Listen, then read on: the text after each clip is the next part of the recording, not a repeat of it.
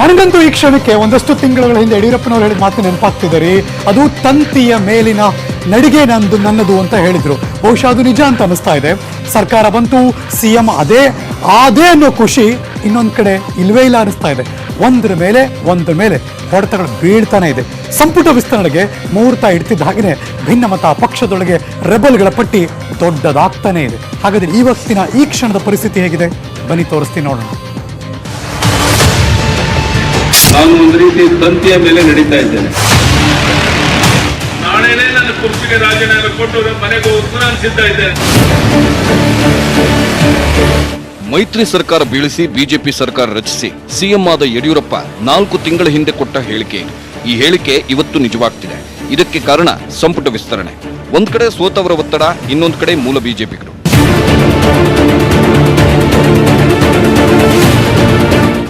ಹೌದು, ಮೂಲ ಬಿಜೆಪಿ ಶಾಸಕರು ಮಂತ್ರಿಗಿರಿಗಾಗಿ ಬಂಡಾಯದ ಬಾವುಟ ಹಾರಿಸುತ್ತಿದ್ದಾರೆ. ಯಾರನ್ನ ತನ್ನ ಆಪ್ತರು ಅಂದುಕೊಂಡಿದ್ರೋ ಅವರೇ ಯಡಿಯೂರಪ್ಪ ವಿರುದ್ಧ ಆಕ್ರೋಶ ಹೊರಹಾಕ್ತಿದ್ದಾರೆ. ಇದಕ್ಕೆ ಕಾರಣ ಚನ್ನಪಟ್ಟಣದ ಸೋತ ಶಾಸಕ ಸಿಪಿ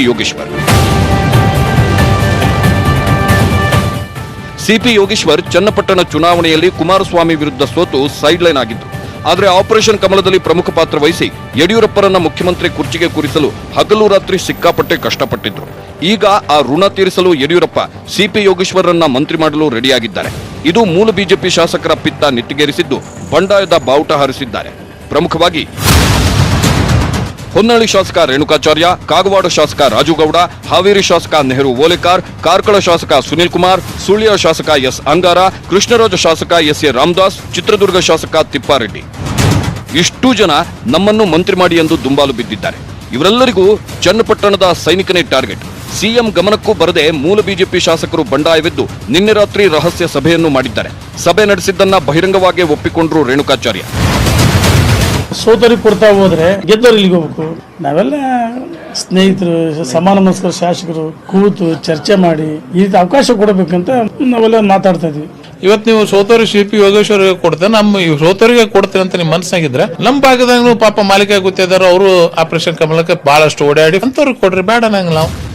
ಈ ವಿಷಯ ಯಡಿಯೂರಪ್ಪಗೂ ಗೊತ್ತಾಗಿದೆ. ಜೊತೆಗೆ ಮೊದಲೇ ಹೈಕಮಾಂಡ್ಗೂ ಮುನ್ಸೂಚನೆ ಸಿಕ್ಕಿದ್ದು ಯಡಿಯೂರಪ್ಪ ದೆಹಲಿಗೆ ಹೋಗಿದ್ದಾಗಲೇ ಷರತ್ತು ವಿಧಿಸಿ ಕಳಿಸಿದೆ. ಅದೇನೆಂದ್ರೆ, ಪಕ್ಷದಲ್ಲಿ ಬಂಡಾಯದ ಮಾತೇ ಬರಬಾರದು, ಪಕ್ಷ ಮತ್ತು ಸರ್ಕಾರಕ್ಕೆ ತೊಡಕಾಗಬಾರದು, ಸಚಿವ ಸ್ಥಾನಕ್ಕಾಗಿ ಯಾರೂ ದಿಲ್ಲಿಗೆ ಬರಬಾರದು, ರಾಜ್ಯದಲ್ಲಿ ಸರ್ಕಾರ ಪೂರ್ಣಾವಧಿ ಪೂರೈಸಬೇಕು, ಯಾರೂ ಪಕ್ಷ ವಿರೋಧಿ ಹೇಳಿಕೆ ನೀಡಬಾರದು.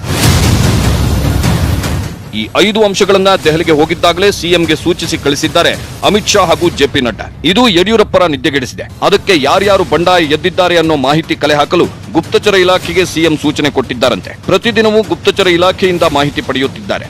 ಬೇಸರಗೊಂಡ ಶಾಸಕರಿಗೆ ಖುದ್ದು ಯಡಿಯೂರಪ್ಪನವರೇ ಫೋನ್ ಮಾಡಿ ಸಮಾಧಾನ ಮಾಡುತ್ತಿದ್ದಾರೆ. ಇನ್ನೊಂದು ಕಡೆ ಗೆದ್ದರೂ ಮಂತ್ರಿಗಿರಿ ಸಿಗದ ಮಹೇಶ್ ಕುಮಟಳ್ಳಿ, ಎಲೆಕ್ಷನ್ಗೆ ನಿಂತು ಸೋತ ವಿಶ್ವನಾಥ್, MTB ನಾಗರಾಜ್ ಸಿಟ್ಟು ಸ್ಫೋಟವಾಗ್ತಿದೆ. CM ಆಗಿದ್ದು ನಮ್ಮಿಂದ, ನಮ್ಮನ್ನು ಮಂತ್ರಿ ಮಾಡಿ ಕೊಟ್ಟ ಮಾತು ಉಳಿಸಿಕೊಳ್ಳಿ, ವಚನ ಭ್ರಷ್ಟರಾಗಬೇಡಿ ಅಂದಿದ್ದ ವಿಶ್ವನಾಥ್ MTB ನಾಗರಾಜರನ್ನ ಮನೆಗೆ ಕರೆಸಿಕೊಂಡು ಇವತ್ತು ಯಡಿಯೂರಪ್ಪ ಮಾತುಕತೆ ನಡೆಸಿದ್ರು. ವಿಶ್ವನಾಥ್ CM ಮನವೊಲಿಕೆಗೆ ಬಗ್ಗಿಲ್ಲ.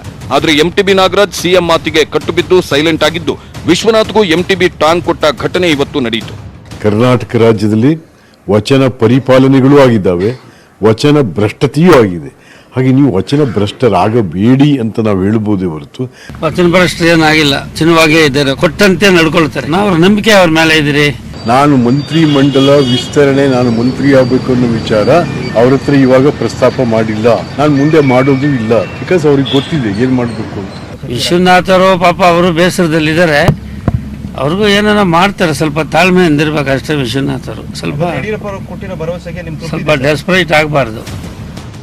ಇನ್ನೊಂದು ಕಡೆ ಅಥಣಿ ಶಾಸಕ ಮಹೇಶ್ ಕುಮಟಳ್ಳಿ ಲಿಂಗಾಯತ ಆಗಿದ್ದೇ ಮಂತ್ರಿ ಸ್ಥಾನ ತಪ್ಪಲು ಕಾರಣ ಅಂತ ಗೊತ್ತಾಗಿದೆ. ಈ ವಿಷಯ ಗೊತ್ತಾಗಿ ಕುಮಟಳ್ಳಿ ಸಮಾಧಾನನೂ ಆಗ್ತಿಲ್ಲ. ರಮೇಶ್ ಜಾರಕಿಹೊಳಿ ಹೇಳಿದ್ರೂ ಕೇಳ್ತಿಲ್ಲ. ನಾ ಯಾವ ಲಿಂಗಾಯತ್ ಕೋಟಾದಲ್ಲಿ ಆಗಲಿ, ನಾ ಯಾವ ಕೋಟಾದಲ್ಲಿ ಬಂದಿಲ್ಲ. ಇದೇ ಒಂದು ಸಣ್ಣ ವಿಷಯನ ಇಟ್ಕೊಂಡು ನಮ್ಮನ್ನು ಬಿಡ್ತಿದ್ರೆ ಅದು ಅನ್ಯಾಯ ಆಗ್ತದೆ ಅನ್ನುವಂತ ನನ್ನ ಭಾವನೆ. ಒಟ್ನಲ್ಲಿ 4 ತಿಂಗಳ ಹಿಂದೆಯೇ ತಂತಿ ಮೇಲಿನ ನಡಿಗೆ ಅಂದಿದ್ದ ಯಡಿಯೂರಪ್ಪ ಮಾತು ಈಗ ನಿಜವಾಗಿದೆ. ಯಾವಾಗ, ಎಲ್ಲಿ, ಹೇಗೆ ಪಕ್ಷದೊಳಗಿನ ಭಿನ್ನಮತ ಬಂಡಾಯ ಸ್ಫೋಟವಾಗುತ್ತೆ ಅನ್ನೋ ಆತಂಕ ಕಾಡ್ತಿದೆ. ಆದ್ರೆ ಎಲ್ಲವನ್ನು ಮೆಟ್ಟಿ ನಿಂತು ಯಡಿಯೂರಪ್ಪ ಕನಸಿನ ಸಾಮ್ರಾಜ್ಯ ಕಟ್ಟಿಕೊಳ್ಳುವ ತವಕ, ನಂಬಿಕೆ ಮಾತ್ರ ಹಾಗೆ ಇದೆ. Bureau report, news 18 Kannada. Cabinet ಅಲ್ಲಿ ನಾಳೆ ಏನಾಗುತ್ತೆ ಅನ್ನೋ ಡಿಸಿಷನ್ ಗೊತ್ತಾಗಬೇಕು. ಆಮೇಲೆ ಅವರ ನಿರ್ಧಾರಗಳು ಪ್ರಕಟ ಆಗಬೇಕು ಅಷ್ಟೇ. ಈ ಬಂಡಾಯ, ಭಿನ್ನಮತ, ಸೋತವರ ಸಿಟ್ಟನ್ನೆಲ್ಲ ಯಡಿಯೂರಪ್ಪನವರು ಹೇಗೋ ಸಮಾಧಾನ ಮಾಡಬಹುದು. ಆದರೆ ಅದನ್ನು ಮೀರಿದ್ದಿದೆಯಲ್ಲ, ಅದೊಂದು ಹೊಸ ತಲೆನೂ ಕೂಡ ಶುರುವಾಗಿದೆ. ಅದೇ ಖಾತೆ ಯಾರ್ಯಾರು ಕೊಡಬೇಕು, ಹೇಗೆ ಕೊಡಬೇಕು ಅಂತ. ಇದು ಹಾಲಿ ಸಚಿವರ ಖಾತೆಗೂ ಕೂಡ ಕೊಕ್ಕೆ ಹಾಕೋ ಪರಿಸ್ಥಿತಿ ಬಂದಿದೆ.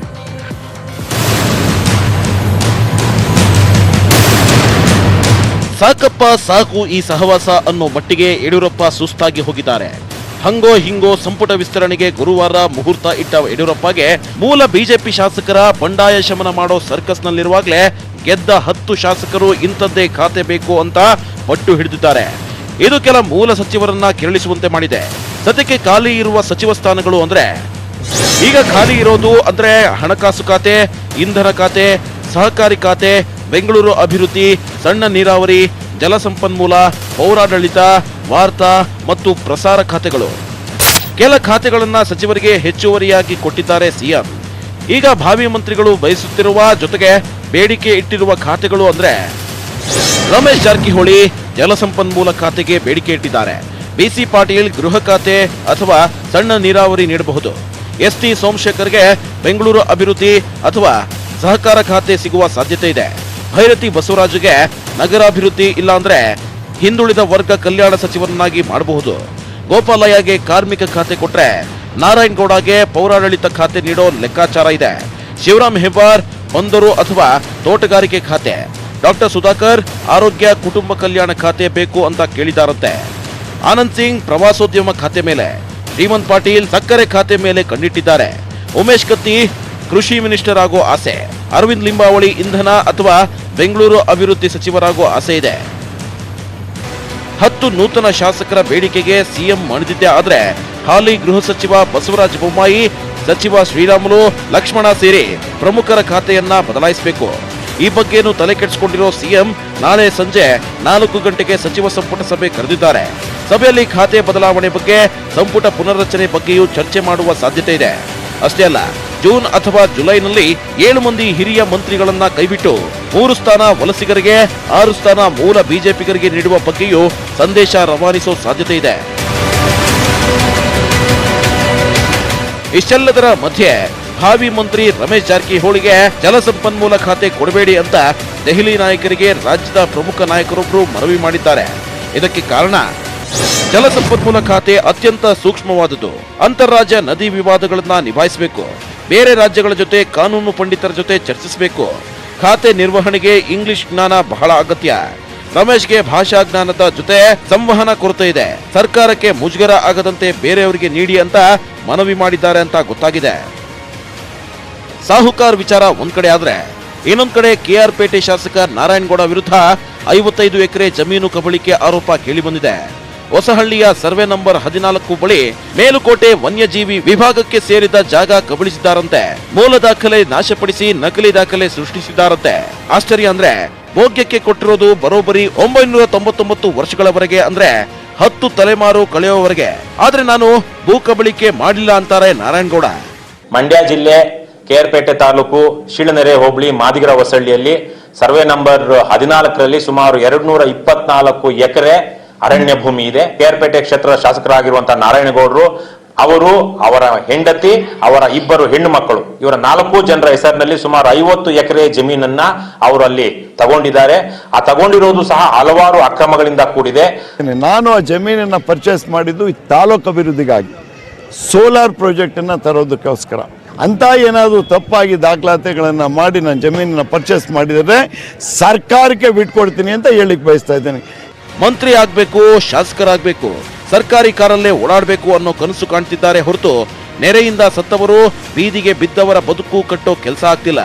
ಹದಗೆಟ್ಟಿರೋ ಆಡಳಿತಕ್ಕೆ ಸರ್ಕಾರಿ ಅಧಿಕಾರಿಗಳಿಗೆ ಬಿಸಿ ಮುಟ್ಟಿಸೋ ಕೆಲಸ ಆಗ್ತಿಲ್ಲ.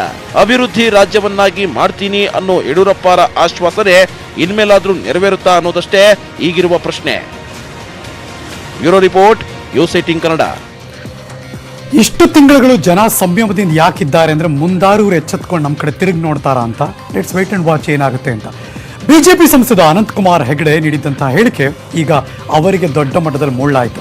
ಮಹಾತ್ಮ ಗಾಂಧೀಜಿಯವರನ್ನೇ ವಿವಾದಕ್ಕೆ ಎಳೆದ ನಾಯಕನಿಗೆ ಈಗ ಸಂಸದೀಯ ಸಭೆಯಿಂದ ಗೇಟ್ ಪಾಸ್ ಕೊಟ್ಟಿದ್ದಾರೆ. ಗಾಂಧೀಜಿ ಅಹಿಂಸಾ ಹೋರಾಟದ ಬಗ್ಗೆ ವ್ಯಂಗ್ಯ. ಸ್ವಾತಂತ್ರ್ಯ ಹೋರಾಟ ಅಣಕಿಸಿದ್ದ ಬಿಜೆಪಿ ಸಂಸದ.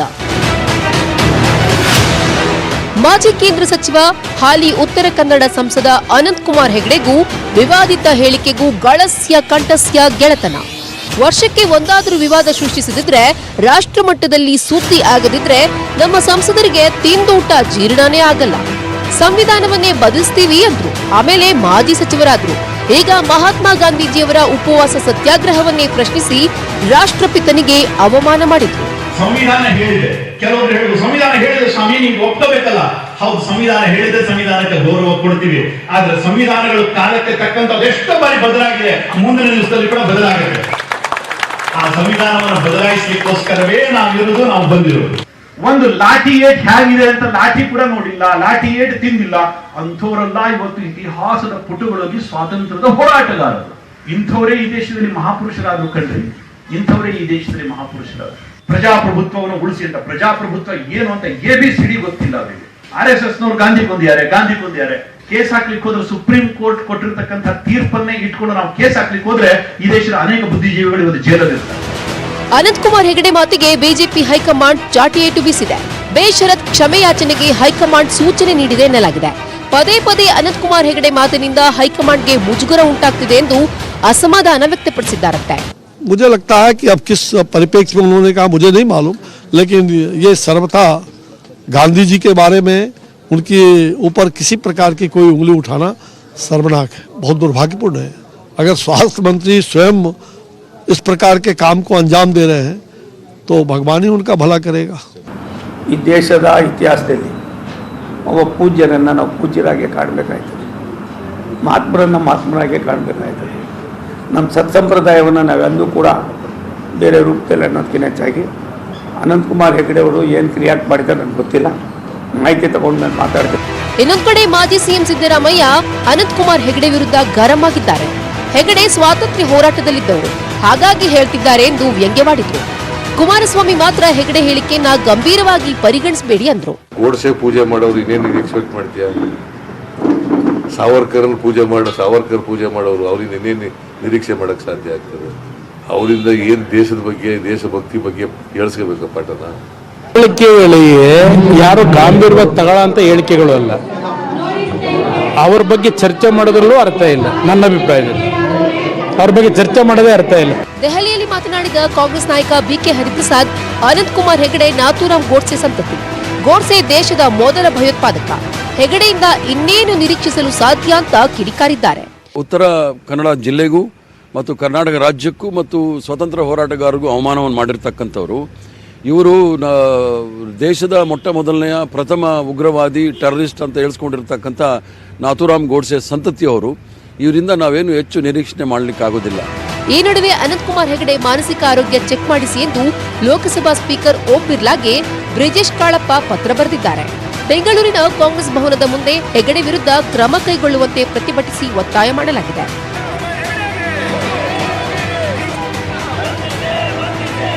ಎಷ್ಟೆಲ್ಲ ಆಗ್ತಿದ್ರು ಸಂಸದರು ಮಾತ್ರ ತಲೆ ಕೆಡಿಸಿಕೊಂಡಿಲ್ಲ, ಕ್ಷಮೆ ಕೇಳುವ ಗೋಜಿಗೂ ಹೋಗಿಲ್ಲ.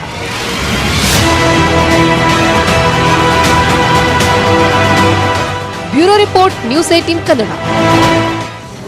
ಇದರ ಮುಂದುವರೆದ ಭಾಗ ಈ ಕ್ಷಣ ಬರ್ತಿರುವಂತಹ ಬ್ರೇಕಿಂಗ್ ನ್ಯೂಸ್. ಬಿಜೆಪಿ ಸಂಸದ ಅನಂತಕುಮಾರ್ ಹೆಗಡೆಗೆ ನೋಟಿಸ್ ಜಾರಿಯಾಗಿದೆ. ಬಿಜೆಪಿ ಹೈಕಮಾಂಡ್ನಿಂದ ಸಂಸದರಿಗೆ ಈ ನೋಟಿಸ್ ಅನ್ನು ಕೊಡಲಾಗಿದೆ. ಸಂಸದೀಯ ಸಭೆಗೆ ನೀವು ಬರಬೇಡಿ ಅಂದ್ರೆ ಗೈರಾಗಬೇಕು ಅಂತ ನಿಷೇಧದ ನೋಟಿಸ್ ಅದು.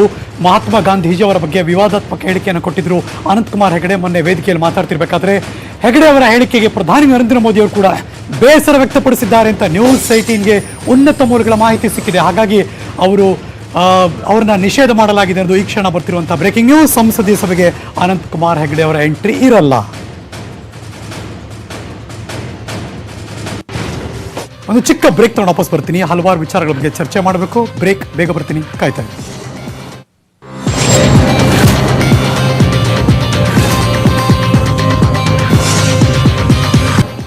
Welcome back. ಮೊದಲ ಒಂದು ಮಾತು ಹೇಳ್ತಿದ್ರು, ಸೆಂಟ್ರಲಲ್ಲೂ ಅದೇ ಪಕ್ಷ ಇದ್ದು ರಾಜ್ಯದಲ್ಲೂ ಅದೇ ಪಕ್ಷ ಇದ್ರೆ ಏನ್ ನಮ್ಮ ರಾಜ್ಯ ಹೆವೆನ್ ಆಗ್ಬಿಡುತ್ತೆ, ಸ್ವರ್ಗ ಆಗ್ಬಿಡುತ್ತೆ ಅಂತ. ಇವಾಗ ನೋಡಿ, ಬಿಜೆಪಿ ಅಲ್ಲಿದೆ. ಕರ್ನಾಟಕ ಅಭಿವೃದ್ಧಿ ರಾಜ್ಯವಾಗುತ್ತೆ ಅನ್ನೋ ಬಿಲ್ಡಪ್ ನ ಎಲ್ಲರೂ ಕೊಡ್ತಿದ್ರು. ಆದ್ರೆ ಈಗ ಎಲ್ಲರೂ ಸೈಲೆಂಟು. ರಾಜ್ಯದಿಂದ ರಾಜ್ಯಸಭೆಗೆ ಆಯ್ಕೆಯಾದಂತಹ ನಿರ್ಮಲಾ ಮೇಡಮ್ ಕೂಡ ರಾಜ್ಯಕ್ಕೆ ಅನ್ಯಾಯ ಆಗ್ತಿದ್ರು, ಗಪ್ಚಪ್. ಯಾಕೆ ಹೀಗೆ? ಈ ಲೆಕ್ಕ ಏನು? ಬನ್ನಿ ತೋರಿಸ್ತೀನಿ ನೋಡೋಣ.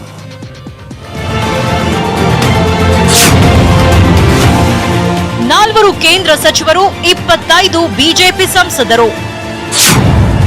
ಕರುನಾಡಿಗೆ ಅನ್ಯಾಯ ಆಗ್ತಿದ್ರು ಗಾಪ್ ಚೋಪ್.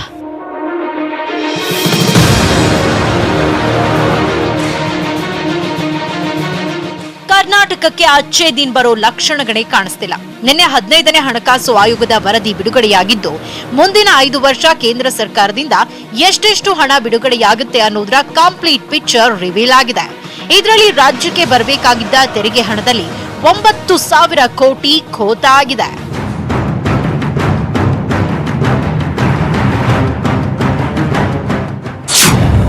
ದಕ್ಷಿಣ ಭಾರತಕ್ಕೆ ಕೇಂದ್ರ ಕೊಕ್ಕೆ. ಆಂಧ್ರ ಸರ್ಕಾರಕ್ಕೆ ಕಳೆದ ವರ್ಷ ಕೊಟ್ಟಿದ್ದು 4.3%. ಆದ್ರೆ ಈ ಸಲ ಆಂಧ್ರಗೆ ಕೊಡ್ತಾ ಇರೋದು 4.11% ಹಣ. ತೆಲಂಗಾಣ, ಕೇರಳಕ್ಕೂ ಕೇಂದ್ರ ಸರ್ಕಾರ ಮುಗಿದು ಹಣ ಕೊಡ್ತಾ ಇದೆ. ಆದ್ರೆ ಕರ್ನಾಟಕವನ್ನ ಕೊನೆ ಸ್ಥಾನಕ್ಕೆ ತಳ್ಳಿದೆ.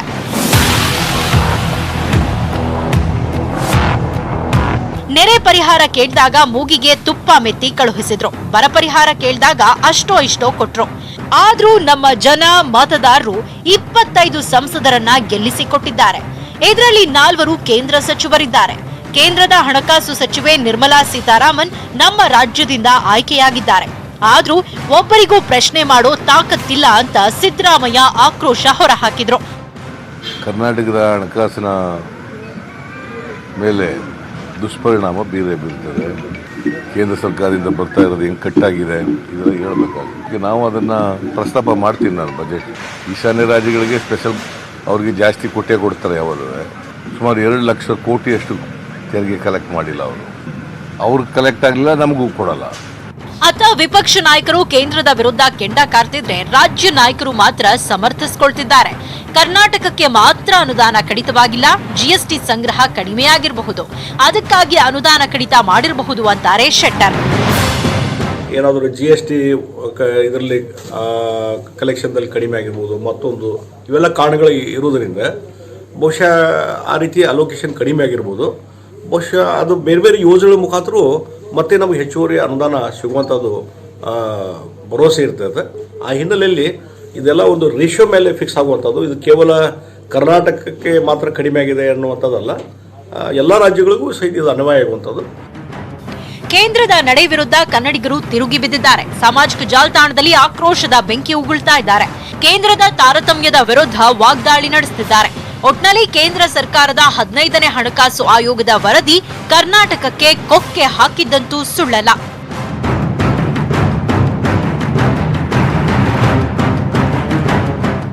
Bureau report, news 18 Kannada. ಒಬ್ಬರ 25 ಜನ ಸಂಸದರನ್ನ ಇಲ್ಲಿಂದ ಆಯ್ಕೆ ಮಾಡಿ ಕಳಿಸ್ಕೊಡಲಾಗಿದೆ. ದಕ್ಷಿಣ ಭಾರತದಲ್ಲಿ ಬಿಜೆಪಿ ಏನಾದರೂ ದೊಡ್ಡ ರಾಜ್ಯದಲ್ಲಿ ಉಸಿರಾಡ್ತಿದ್ರೆ ಅದು ಕರ್ನಾಟಕನೇ ಆಗಿರುತ್ತೆ. ನಮಗೆ ಬೇಕಾಗಿರೋದು ಕೇಳಿದ್ರೆ ತಪ್ಪೇನಿದೆ, ಅಲ್ಲಿರೋರು ಮಾತಾಡಬೇಕು ಅಷ್ಟೇ. ಲೆಟ್ಸಿ ಮುಂದಿನ ಭಾಗದಲ್ಲಿ ಏನೇನಾಗುತ್ತೆ ನೋಡೋಣ. ಒಂದು ಚಿಕ್ಕ ಬ್ರೇಕ್ ತಗೊಂಡು ವಾಪಸ್ ಬರ್ತೀನಿ, ಎಲ್ಲೂ ಹೋಗ್ಬೇಕಾಯ್ತಾ.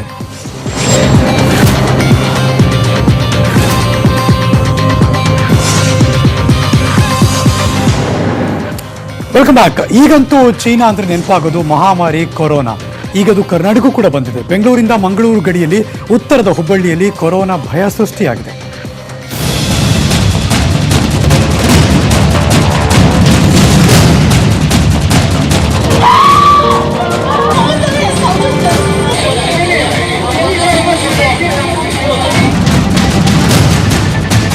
ಚೀನಾದಲ್ಲಿ ಕೊರೋನಾ ವೈರಸ್ಗೆ 361 ಜನ ಬಲಿಯಾಗಿದ್ದಾರೆ. ಹಸುಗೂಸುಗಳಿಂದ ಗರ್ಭಿಣಿವರೆಗೂ ವೃದ್ಧರಿಂದ ಯುವ ಪೀಳಿಗೆಯನ್ನು ಕೊರೋನಾ ಪ್ರಾಣ ತೆಗೆದಿದೆ. 17,000ಕ್ಕೂ ಹೆಚ್ಚು ಮಂದಿ ಕೊರೋನಾ ವೈರಸ್ಗೆ ಸಿಲುಕಿದ್ದಾರೆ. ಚೀನಾದಲ್ಲಿ ಸ್ಮಶಾನ ಮೌನ ಸೃಷ್ಟಿಸಿದ್ದ ಈ ವೈರಸ್ ಕೇರಳಕ್ಕೂ ಲಗ್ಗೆ ಹಾಕಿದ್ದು 3ರಲ್ಲಿ ಕೊರೋನಾ ವೈರಸ್ ಪತ್ತೆಯಾಗಿದೆ. ಕರ್ನಾಟಕದ ಗಡಿ ಕಾಸರಗೋಡಿಗೂ ಕೊರೋನಾ ವಕ್ಕರಿಸಿದೆ. ಚೀನಾದಿಂದ ಬಂದ ಈ ವಿದ್ಯಾರ್ಥಿಗೆ ಕೇರಳದ ಕಾಂಗ್ಯಾಂಗಾಡ್ ಜಿಲ್ಲಾಸ್ಪತ್ರೆಯಲ್ಲಿ ಚಿಕಿತ್ಸೆ ಕೊಡ್ತಿದ್ದಾರೆ.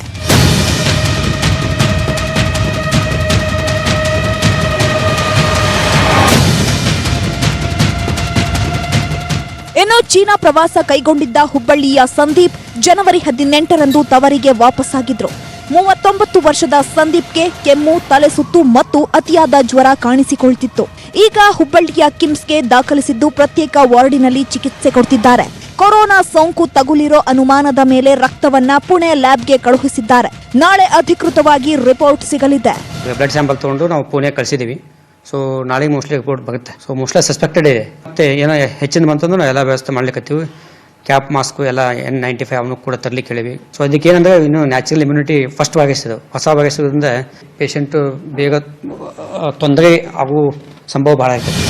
ಹುಬ್ಬಳ್ಳಿಯ ಕಿಮ್ಸ್ ಆಸ್ಪತ್ರೆಯಲ್ಲಿ ಮುಂಜಾಗ್ರತಾ ಕ್ರಮವಾಗಿ ಪ್ರತ್ಯೇಕ ವಾರ್ಡ್ ಮಾಡಲಾಗಿದೆ. 10 ಹಾಸಿಗೆಯ ಪ್ರತ್ಯೇಕ ವಾರ್ಡ್ನಲ್ಲಿ ಅಗತ್ಯ ಔಷಧಿ ಸಂಗ್ರಹ ಮಾಡಲಾಗಿದೆ. ಆದರೆ ಭಯಪಡುವ ಅಗತ್ಯ ಇಲ್ಲ ಅಂತಾರೆ ಸಚಿವ ಶ್ರೀರಾಮುಲು. ನಮ್ಮ ಕರ್ನಾಟಕದಲ್ಲಿ ಯಾವುದೇ ಒಂದು ಪ್ರಕರಣ ಕೂಡ ನಾವು ಸುಮಾರು ಇಷ್ಟು ಮಂದಿ ಬ್ಲಡ್ ಟೆಸ್ಟ್ ಮಾಡಿದಂಥ ಟೈಮಲ್ಲಿ ಕೂಡ ಇನ್ನು ಬಾಕಿ ಇದ್ದಂಥವ್ರು ವರದಿ ಬರಬೇಕಾದಂಥ ಸಂದರ್ಭದಲ್ಲಿ ಕೂಡ ಕರ್ನಾಟಕದಲ್ಲಿ ಒಬ್ಬರು ಕೂಡ ಈ ಕೊರೋನಾ ವೈರಸ್ ಅಂತದ್ದು ನಮ್ಗೆ ಯಾವುದೇ ರೀತಿ ಸೋಂಕು ತಗಲಿಲ್ಲ. ಕೊರೋನಾ ವೈರಸ್ಗೆ ಇದುವರೆಗೂ ಯಾವುದೇ ಔಷಧಿ ಕಂಡು ಬಂದಿಲ್ಲ. ಮಾತ್ರೆ ಇಂಜೆಕ್ಷನ್ಗಳೂ ಇಲ್ಲ. ಕೊರೋನಾ ಸೋಂಕು ತಗುಲಿದ್ರೆ ಸಾವೇ ಗತಿ ಅನ್ನುವಂತಾಗಿದೆ. ಅದಕ್ಕೆ ಜನ ಹುಷಾರಾಗಿರಿ. ಆದಷ್ಟು ಮಾಸ್ಕ್ ಧರಿಸಿ ಓಡಾಡಿ.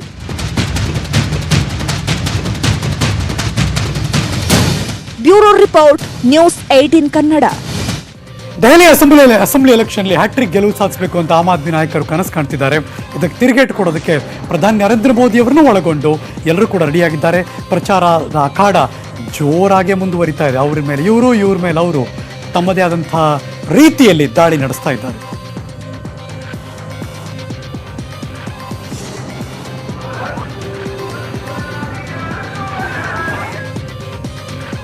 ಇವತ್ತಿನ ಅಗ್ರರಾಷ್ಟ್ರೀಯ